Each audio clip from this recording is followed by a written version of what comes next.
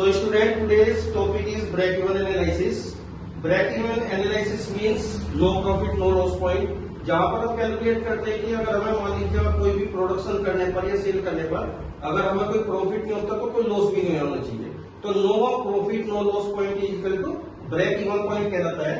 तो जब हम ब्रेक इवन पॉइंट से यूनिट्स में कैलकुलेट करते हैं तो हमारे पास फॉर्मूला होता है fix cost upon selling price minus variable cost. तो जहां पर एफसी का मतलब होता है फिक्स कॉस्ट, वीसी का मतलब वेरिएबल कॉस्ट, एसपी का मतलब सेलिंग प्राइस और पीवी रेशो का मतलब होता है प्रॉफिट वॉल्यूम रेशो।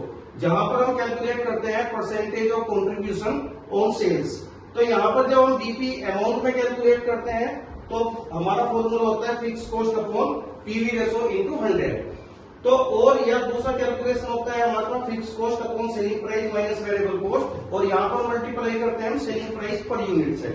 कभी कभी हम कैलकुलेट करते हैं पीवी रेशो।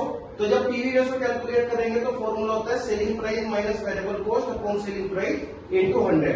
तो सेलिंग प्राइस में से जब हम वेरिएबल कॉस्ट को लेस करते हैं तो इसको बोलते हैं कंट्रीब्यूशन, यानी कि percentage of contribution on sales is equal to PV ratio. अब कभी कभी हम प्रॉफिट भी कैलकुलेट करना चाहते हैं कि भाई हमने इतने रुपए की सेल की तो इतनी सेल करने पर हमें टोटल कितना प्रॉफिट होगा।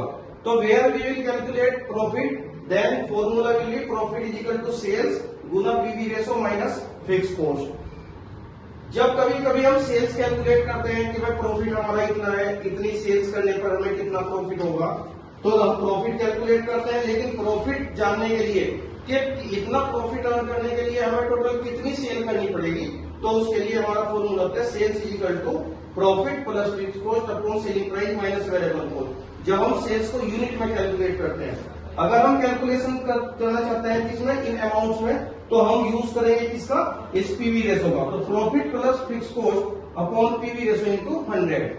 अब हमारे पास फॉर्मूला है मार्जिनल ऑफ सेफ्टी। भाई मार्जिनल ऑफ सेफ्टी का मतलब क्या हुआ, तो marginal of safety is equal to क्या होता है, total sales minus BP sale. BP का मतलब ब्रेक इवन पॉइंट सेल जो हमारी होती है। तो यहाँ पर क्या करते हैं हम, टोटल सेल्स मान लीजिएगा, सपोज करें हमारी टोटल सेल्स 1 लाख रुपीज की है और हमारा जो ब्रेक इवन पॉइंट है वो 70,000 है।